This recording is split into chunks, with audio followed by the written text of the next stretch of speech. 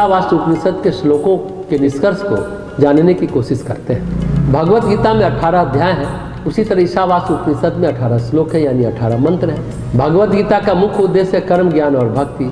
उसी तरह से इस उपनिषद के 18 मंत्र में कर्म, ज्ञान और भक्ति की ही बात बताई गई है। भक्ति है समर्पण में कि भगवान हम आप पे समर्पण करना चाहते हैं। ज्ञान है परमेश्वर के सत्य स्वरूप के दर्शन में, और कर्म है कि हम इतने 100 वर्षों तक जीवित रहें कर्म करते हुए और त्यागपूर्वक कर्म करें।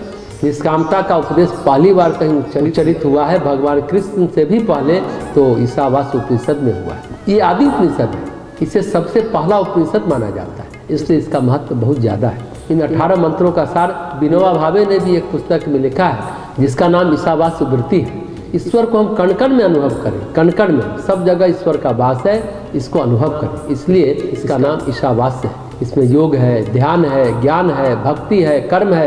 18 मंत्रों में सब कुछ है जो कहीं अन्य जगह नहीं मिलता, वो इसमें मिलता है। सामान्य क्रम में उपनिषद में यह देखा जाता है कि गुरु और शिष्य की परंपरा में ज्ञान दिया जाता है, पर इसमें सीधे वचन है और वार्ता है। ये भक्त और भगवान का संवाद है, गुरु और शिष्य का नहीं। इस ईशावास्य उपनिषद का अगर आज के संदर्भ में इसके निर्देश को देखें तो यह स्पष्ट है, जहाँ धरती पर जीवन उपयोगी साधन जितनी सहजता से जुट जाएं, आराम से रोटी खा ले, पानी पी ले, आराम से कमरे में चुपचाप रहे बिना किसी शोरगुल के, कोलाहल के, उससे ज़्यादा इसमें ऊर्जा का नियोजन नहीं करना चाहिए। यानी उससे ज़्यादा कर्म नहीं करना चाहिए, उससे ज़्यादा कर्म फिर दूसरी जगह करना चाहिए। जो पूरी ऊर्जा को संसार में ही नियोजित कर देगा वो कभी भी मुमुक्ष नहीं बन सकता, वो केवल मुमूर्ष बनकर रह जाएगा, मरने वाला बनकर रह जाएगा, इससे ज़्यादा कुछ नहीं बन पाएगा। हमें संसार में तो जीना है और जीवन उपयोगी कर्म भी करना है, रोटी पानी का इंतजाम करना है, भले घी लगी रोटी खाए या रूखी रोटी खाए। संत कबीर भी यही बात कहते हैं, रूखी सूखी खाए के ठंडा पानी पीऊं, देख पराई चुपड़ी मत ललचावे जी।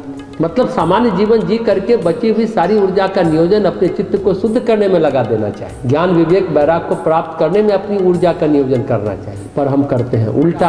हम प्राप्त करना चाहते हैं संसार को, हमारे लिए आत्म तत्व तो है ही नहीं।